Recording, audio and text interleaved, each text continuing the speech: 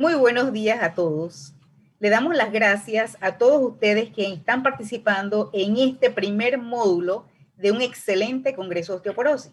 En este módulo tuvimos 3 conferencias que fueron espectaculares y tenemos ahora a la doctora Claudia Campuzano, al doctor Ramiro da Silva y al doctor Hugo Pena con nosotros para contestar las preguntas que tan amablemente han podido llegar a nuestro chat. Si durante el tiempo de las preguntas surgen otras, escríbanlo y con gusto se las presentaremos a ellos. Entonces comenzaremos con el doctor Hugo Pena. Doctor, dentro de las preguntas que hemos recibido, nos preguntan para usted cuáles son las estrategias de tratamiento contra la osteoporosis que se practican en la actualidad. O sea, ¿qué es lo que hacemos actualmente? Lo que deberíamos hacer en la actualidad, primero saludarlos, mucho gusto, me da un placer tremendo conocerlos y estar aquí. Una disculpa por lo de ayer, mi grupo de amigos panameños, ay, y dije colombianos, bueno, fuera. Las estrategias deberían ir encaminadas, cualquiera que ésta sea, a tratar de prevenir una fractura si no la hay, a tratar de prevenir una segunda fractura si ya hubo una previa, o tratar de mantener la masa ósea dentro de los niveles más aceptables posibles. Generalmente no hablamos de medidas generales, pero el ejercicio, la dieta, la ingesta de calcio y vitamina D es la primera estrategia. Es mucho mejor prevenir que andar tratando luego masa ósea baja. La segunda estrategia sería que si ustedes sospechan que alguien tiene osteoporosis o está en alto riesgo de fractura, hay que hacer una densitometría. Si ustedes sospechan que hay una fractura previa, hay un estudio, es una evaluación de fracturas por DEXA, se hace en el mismo centro, se voltea a la paciente, rápidamente ustedes pudieran saber, 1, cómo está la masa ósea, 2, hay o no hay fracturas vertebrales que no detectaron clínicamente y que se pueden ver en la evaluación por densitometría. Una vez que ustedes ya tienen un diagnóstico de osteoporosis, tal vez por densitometría, la presencia de fractura o la presencia de osteopenia y fracturas o un frax elevado, entonces ustedes deberían de investigar antes de dar tratamiento si hay o no hay un proceso subyacente que explique la osteoporosis. Es decir, ¿hay alguna causa de osteoporosis secundaria? ¿No hay? Bueno, razonablemente lo investigaron, sí. Acuérdense que pues, los endocrinólogos promocionan el hipertiroidismo subclínico, a veces se nos pasa la mano de hormona tiroidea, todo eso hay que investigar, la hipercalciuria familiar. Es decir, ustedes están razonablemente seguros de que no hay ningún problema subyacente, entonces tendrían que planear una estrategia a largo plazo. La osteoporosis, la mayor parte de los casos la podemos mejorar, la podemos controlar, estabilizar, pero probablemente no la podemos curar. Esto implica un tratamiento a largo plazo. Y luego viene una serie de medicamentos que hay en la actualidad que les permiten a ustedes, cuando menos, detener la resorción, aumentar la formación con los nuevos osteoformadores, que ojalá los tengamos accesibles en un momento dado. Pero si ustedes revisan las nuevas guías, excepto las de los endocrinólogos, que a todos les dan osteoformadores, ojalá yo tuviera acceso a ellos. Pero básicamente la terapia inicial se comienza con un antirresortivo. Dice Canis, a mí me llamó mucho la atención, alendronato oral y si es posible genérico. ¿Y por qué? Porque es el más barato. Entonces, esa sería, pero yo creo que hay una gama gran número de medicamentos actuales. Carmen, cuando me esté pasando más de 2 minutos, me detienes. Ya, suficiente. Ya, está bien. Muy bien. Miren, se Por dieron favor, cuenta. si no agarro vuelo y ya Claro, no me... ya. No, que vamos a dar la siguiente ronda. Se Muy dieron bien. cuenta de la dulce venganza que le dije Pena. Así que, pues, doctor Pena, Hugo sí es cierto. Peña, Bueno, ese es mi correo, así aparece, ¿no? así, así como dulce, ¿verdad que Hugo sí? Peña Ya Ríos, nos ni vengamos. modo. Dice. Así es. Entonces Gracias, ya, ahora Carmen. sí, está, dice, Estamos a doctora mano. Claudia, si nosotros quisiéramos hacer una comparación entre en biológicos, en teriparatida y denosumab, ¿cuáles serían las cosas más importantes que pudiéramos comparar en estos 2 productos? Bueno, aquí un poco siguiendo lo que decía Hugo, yo creo que tenemos que pensar en el arsenal que tenemos y en quién lo vamos a ocupar. Entonces vamos a tener un gran volumen de pacientes que se van a beneficiar mucho de antirresortivos. Y ahí, partiendo por esto que acaban de decir, partiendo a lo mejor en muchos pacientes con alendronato, con ácido zoledrónico, pero en los pacientes de los grupos más graves, vamos a tener que recurrir a cosas más sofisticadas. Y aquí en el esquema del paper de Canis, en que yo participé, así que no puedo estar en desacuerdo, uno tiene que pensar en los pacientes más graves, a lo mejor, en la medida que tengamos, partir con un osteoformador. Y ahí vamos a tener teriparatide, que es lo que disponemos, por ejemplo, en Panamá o en Chile, no disponemos de otros por ahora, avaloparatide o romosozumab, y el efecto del punto de vista biológico, partiendo con teriparatide, va a ser mejorar la estructura trabecular, y probablemente los pacientes que tengan fracturas vertebrales de inicio, va a ser el nicho del teriparatide. En otros pacientes, en que tengan sobre todo mayor pérdida cortical, por ejemplo, osteoporosis de cadera, el denosumab va a ser probablemente la elección, porque va a tener un potente efecto antirreceptivo con una buena ventana anabólica y con una protección de las corticales de los huesos, que eso es como, del punto de vista biológico, lo que importa. Y después más adelante podemos hablar también del efecto que podría tener el romosozumab cuando lo tengamos. Muy bien, doctor Da Silva, una pregunta que nos mandan a nuestro correo es que si las terapias de privación de andrógenos son una causa común de lesión ósea, ¿y por qué? Ajá. Pues como yo mencioné, la terapia antiandrogénica se ha usado desde hace varios años para el cáncer de próstata, entre otros, pero cada vez se usa más, cada vez más frecuente. Como mencioné también, el cáncer de próstata es muy frecuente. Y recordemos que la deprivación de andrógenos causa deprivación también de estrógenos. Y esa deprivación es mucho más severa porque se afectan las dos líneas de formación y se afectan la línea de reabsorción ósea. Entonces, como mencioné también, entre los medicamentos que se usan para diferentes tipos de neoplasias, los corticoides, los inhibidores de aromatasa y la terapia antiandrogénica, que cada vez se hace más potente, ¿eh? A lo largo del tiempo han ido creando inhibidores más potentes y más específicos. Yo puse la evolución y ahora hay inclusive algunos que actúan sobre los receptores androgénicos. Pero la lesión ósea es casi 2,5 veces más que los inhibidores de aromatasa. Como comentábamos antes del panel, cuando una paciente tiene cáncer de mama, se le pone mucho interés y todo el mundo está consciente de eso. Cuando un paciente tiene cáncer de próstata, muy pocas personas están conscientes de esto, ni el oncólogo, ni el urólogo, ni el mismo paciente. Entonces, estamos como cuando estábamos, que ustedes recuerden, en los años 2004, 2005, que hablábamos de inhibidores de aromatasa en cáncer de mama, y solamente los que manejábamos osteoporosis y los oncólogos, pero algunos ginecólogos, y mucha gente no le ponía interés. Así mismo estamos en esto, estamos empezando en esto. La ventaja es de que conocemos que lo produce, hay muchos estudios, y no solamente produce lesión ósea, sino también produce lesión a nivel del músculo, que nosotros no solamente lo mencionamos, pero produce sarcopenia. Y esa sarcopenia de difícil evaluación, porque si hay estudios que demuestran que cuando la sarcopenia es evaluada por DEXA, es mucho menos detectable que cuando es determinada, por ejemplo, por CAT. Entonces, está, por decirlo así, subestudiada. Pero la lesión ósea en el cáncer de próstata por estos inhibidores de aromatasa que se usan en todas las terapias es muy importante. Es muy importante. Muy bien. Continuamos entonces preguntándole al doctor Peña. Doctor, ¿qué pacientes usted consideraría como una paciente de muy, muy alto riesgo? De muy alto riesgo, pues ahora se ha agregado esta clasificación que en realidad entran de alto riesgo.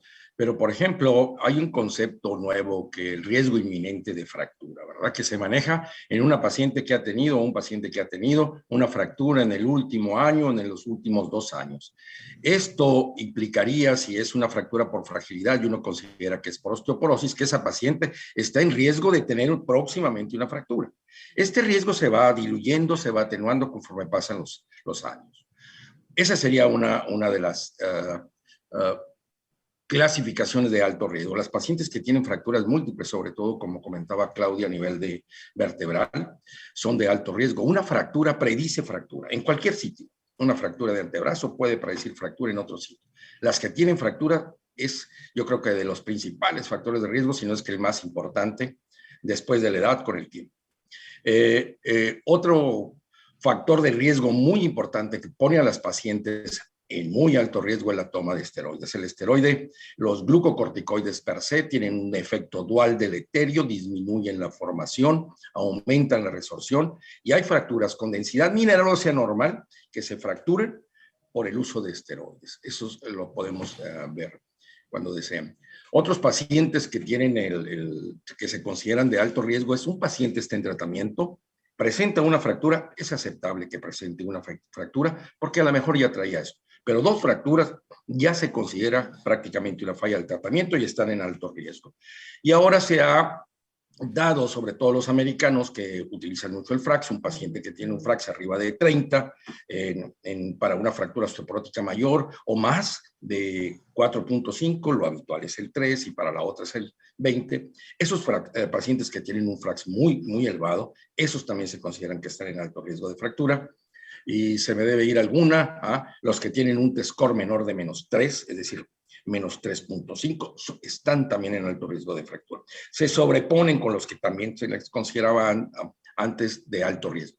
Tal vez lo importante, Carmen, de esto es de que esos pacientes requieren tratamiento agresivo desde el inicio y cuando sea posible, pues, como comentaba Claudia, un osteoforma. En eso estaríamos de acuerdo. Sí.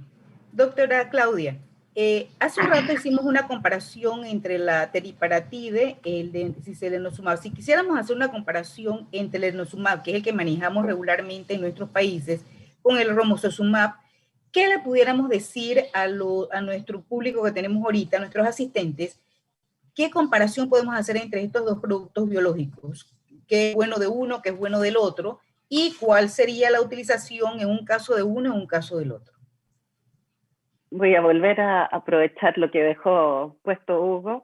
Como eres, también Claudia. Es valorar el riesgo y el romosozumab actúa sobre, y probablemente la diferencia del romosozumab con el teriparatide que estábamos hablando recién, es que el romosozumab es como un modelador de huesos, un formador casi puro. Y eso tiene una implicancia positiva en términos de que no tenemos una acción sobre los osteoclastos, porque el teriparatide o el avaloparatide un poquito menos, producen una activación osteoclástica y después una gran oleada anabólica osteoblástica, pero parten con resorción. El romosozumab tiene la ventaja de no activar los osteoclastos, sino que actúa directamente solo sobre el lado del sistema Wnt-beta-catenina, entonces una activación osteoblástica pura, lo que tiene la mejor ventaja anabólica. Y uno lo ve en estos incrementos mucho mayores en densidad, tanto en columna como en hueso cortical como en cadera. Entonces, si uno lo mira, en realidad es el mejor partner probablemente para denosumab, porque uno podría tener un gran incremento y después una consolidación del denosumab, que es el antirresortivo, que también mejor forma hueso, porque tiene una ventana anabólica mejor.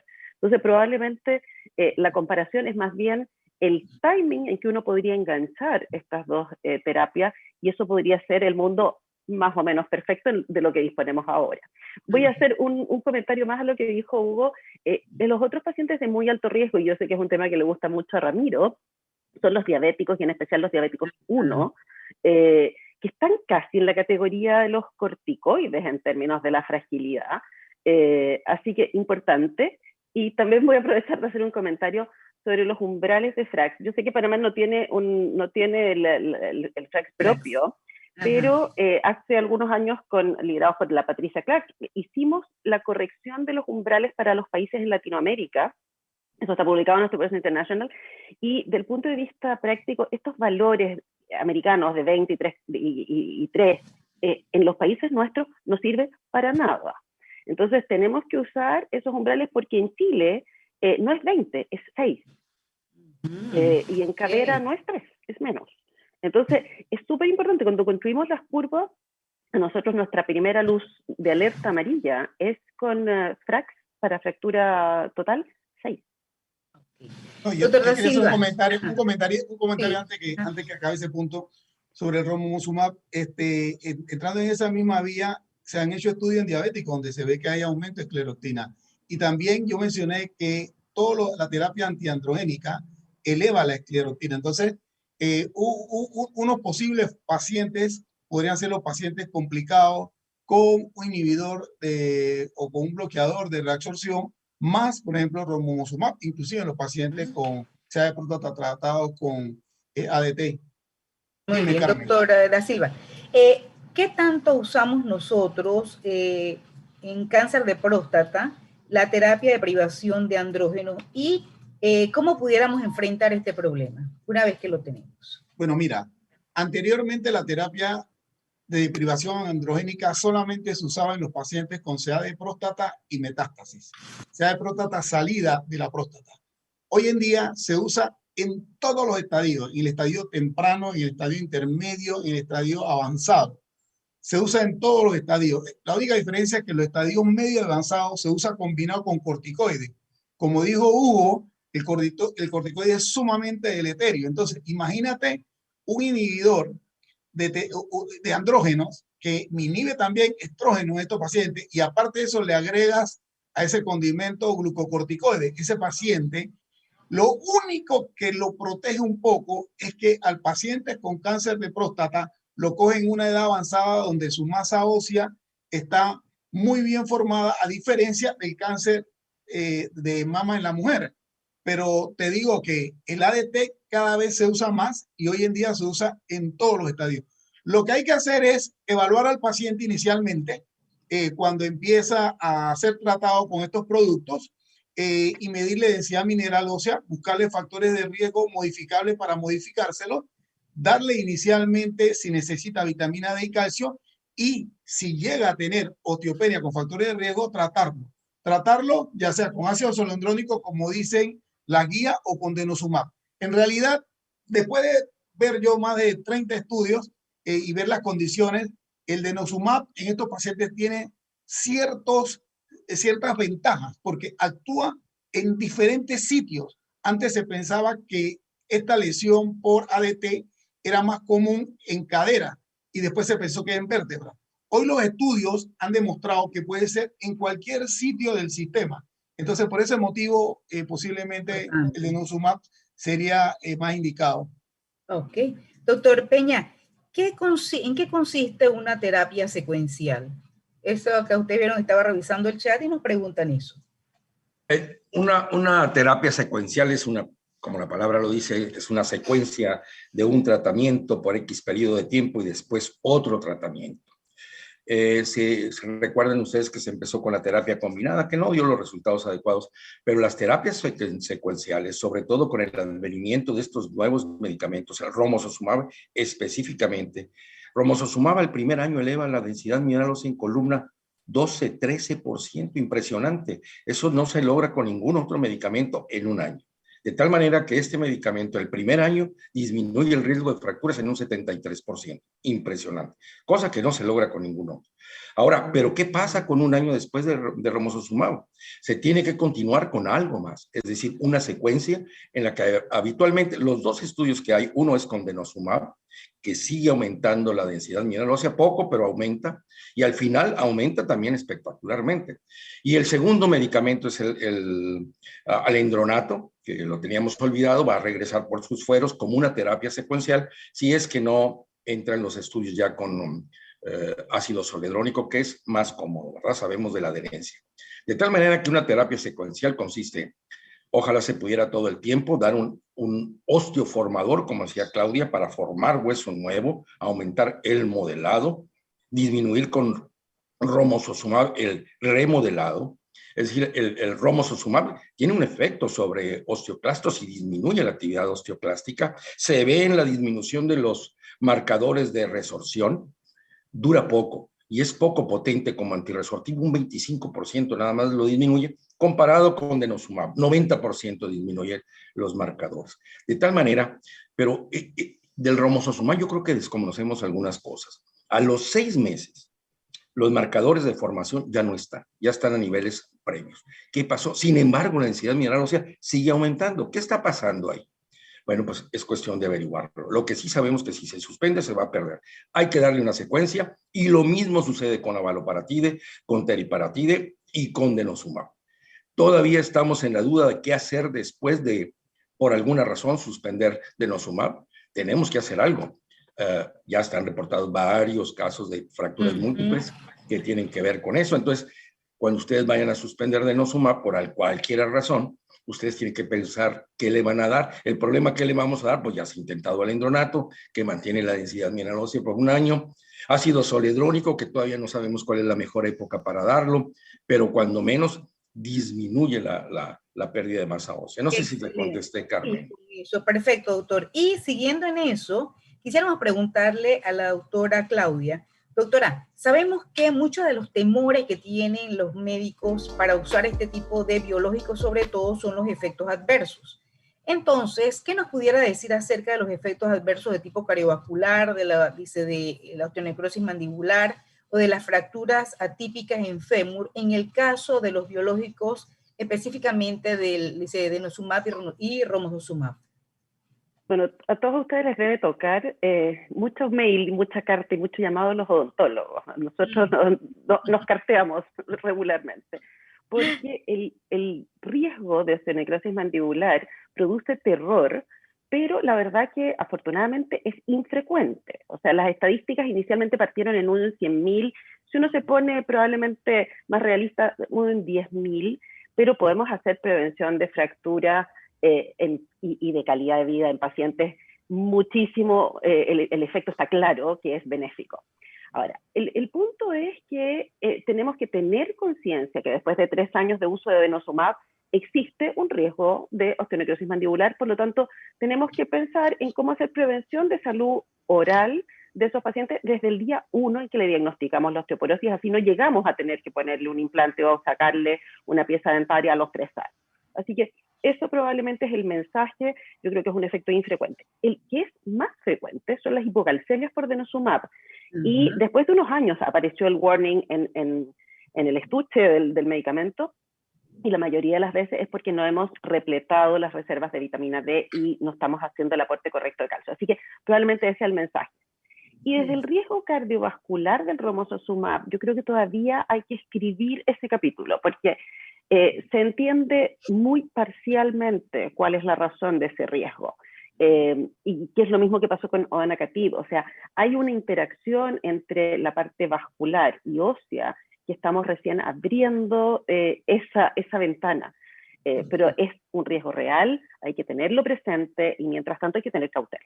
Claro. Doctora Da Silva, nos preguntan aquí que es importante que usted habló sobre los ADT y las inhibidoras de aromatasa.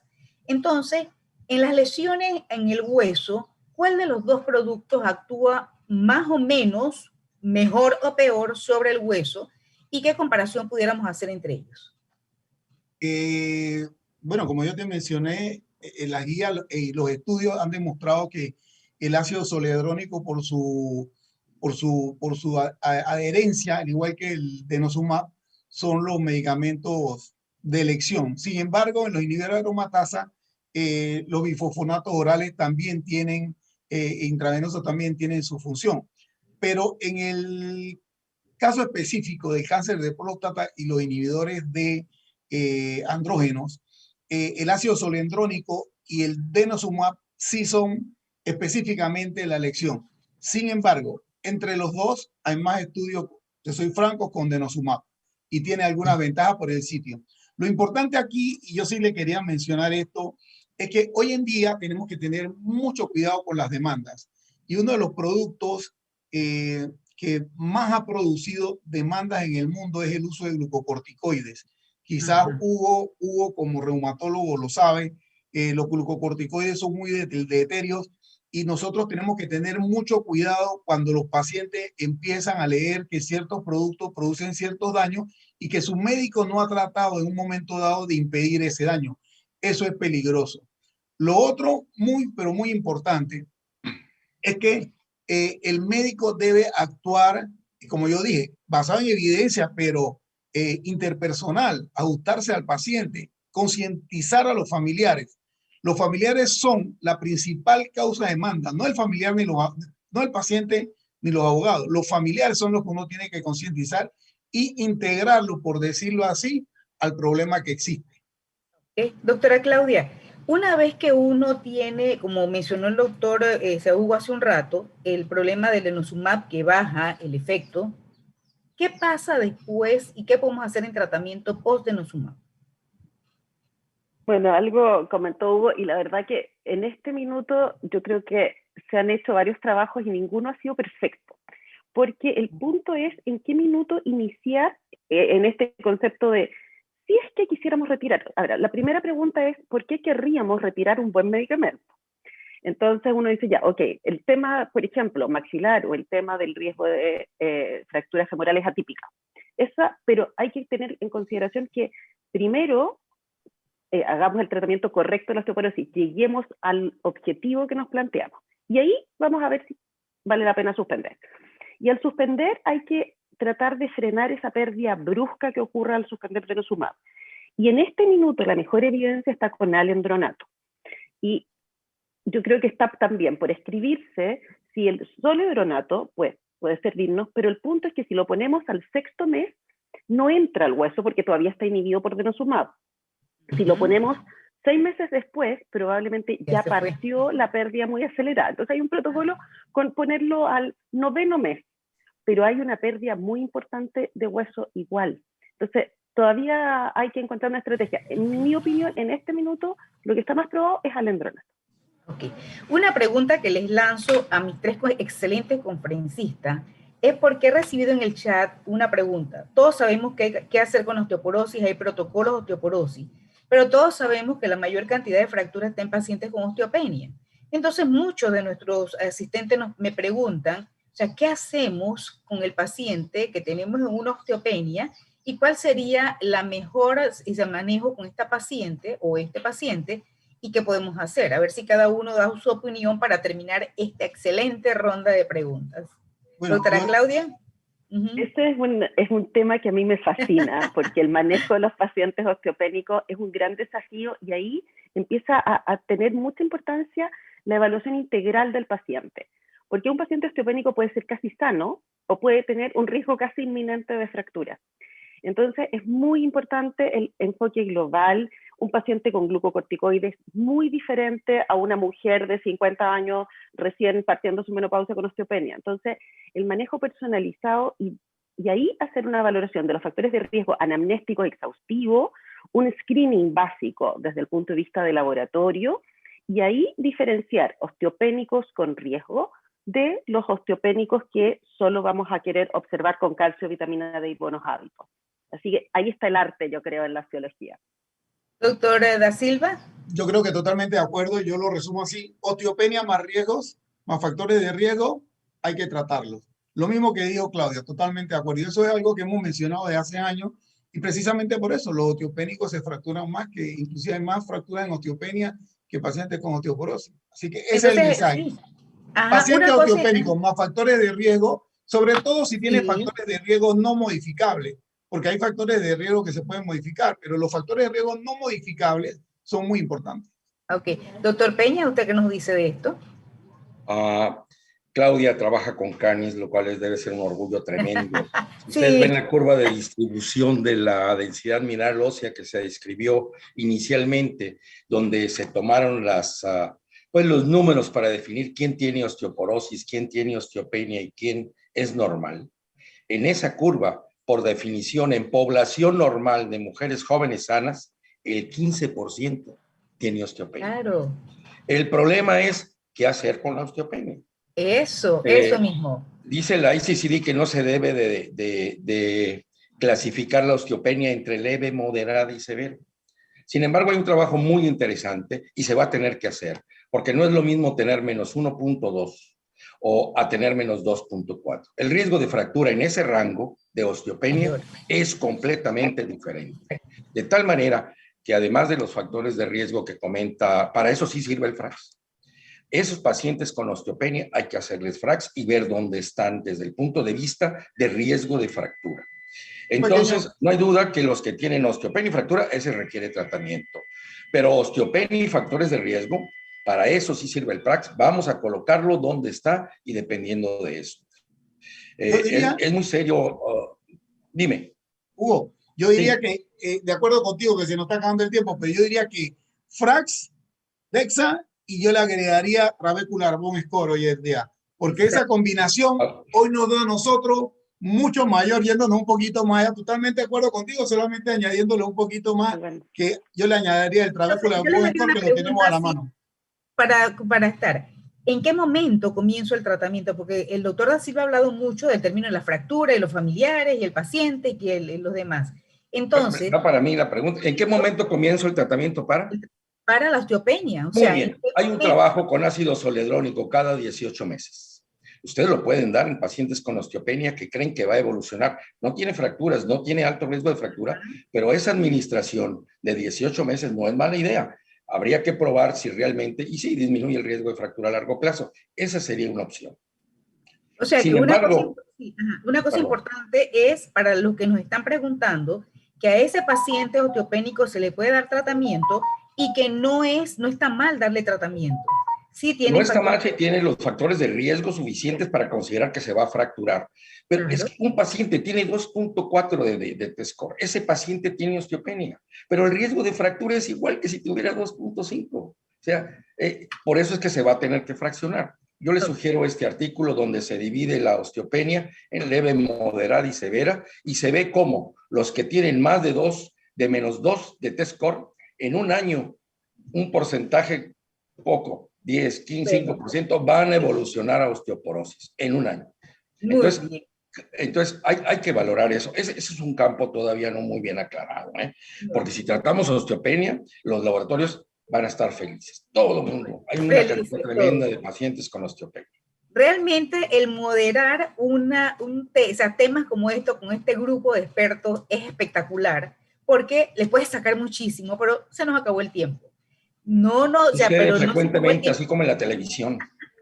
Bueno. Se nos acabó el tiempo para poder realizar este módulo. Pero cuando quieran, con todo gusto, los animo a nuestros participantes a que tengamos ese receso y regresemos, porque si este módulo ha sido bueno, los siguientes van a ser espectaculares. No, creo que este va a ser el mejor. Para que cada uno de ustedes. Dígale a José Luis, este va a ser el mejor. ¿Verdad? Claro, muchísimo. Amigo, le dan un saludo afectuoso a José Luis y a todos los ponentes. Ramiro, muchas gracias. Claudia, qué gusto aquí estar contigo. Doctora, despídase. Con una experta, ella sí es una experta. ¿Verdad que sí? Cuando yo sea grande quiero ser ella. Yo vuelvo más tarde. Sí. Bueno, entonces ya no se despide. Entonces. Hugo también. Bueno, entonces, a nombre de... Y yo también, porque yo clausuro, así que yo también puedo volver más tarde. Ni modo, Ramiro, ni modo. Ni modo, bueno. Dice, a nombre de este primer módulo, que espero que lo hayan disfrutado bien. Como yo, le damos las gracias a la doctora Claudia Campuzano, al doctor Ramiro Da Silva y al doctor Hugo Peña por habernos llenado y nutrido de tantos conocimientos importantes. Y ustedes los invitamos a que nos sigan acompañando. Muchísimas gracias por haber estado con nosotros. Gracias. Un gusto, Claudia, Ramiro, como siempre. Hasta luego. Bye, bye. Adiós.